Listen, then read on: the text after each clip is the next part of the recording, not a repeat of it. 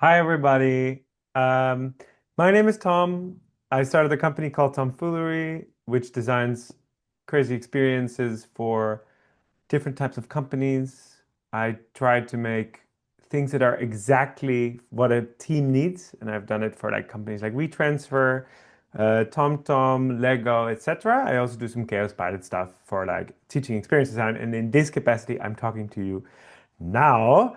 Um, I believe that if you spend a little bit of time on the before and the after of your learning experience design, it's like the best time you can spend.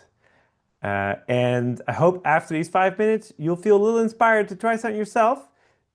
As I go through stuff and I have examples, if you have something you've done it needs to go in the comments because we need to inspire each other. So I will say some stuff, but you need to say some stuff too, right? Just so you know, this is my call out action to you. First of all, though, before I just go for the before and after, I think as an experience designer, it's really, really important that you're confident and totally straight on the why you're doing the thing you're supposed to be doing, exactly for who it is, and also what feeling you would love it to have. So if you don't know that, you're not going to be able to authentically like do crazy stuff before and after. That being said, uh, some stuff I've done before. I think, first of all, when building hype is underappreciated. Having an amazing picture that goes with your learning experience, I know Offbeat knows how to do that, right? But like that sort of stuff, understanding what it's like to create something that feels good. There's a bit of mystery. You're not saying everything. You're not just throwing people in an invite with like a really long text about what they're exactly going to learn, their learning outcomes. But it's a little bit like, ooh, what's this? Also, understanding how to talk about it on like different media within the company, really important. But also understanding, for instance, what is strange pre-work looks like, right? So normally it's like go through this deck or like maybe you read these things and then nobody does it and you're like, well, you should really do it, but you've done 12 of these and you know that nobody reads it, so why ask people to read something they're not going to?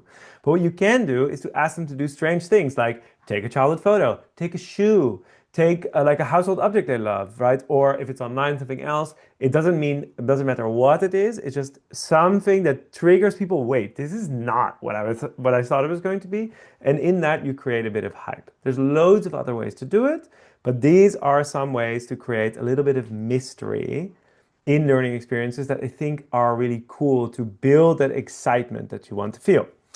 Moving to after, I think after is maybe even more important and exciting because you create something together in the middle, right? You do a learning experience. Maybe it's a long one, maybe it's a short one, but you create this moment together.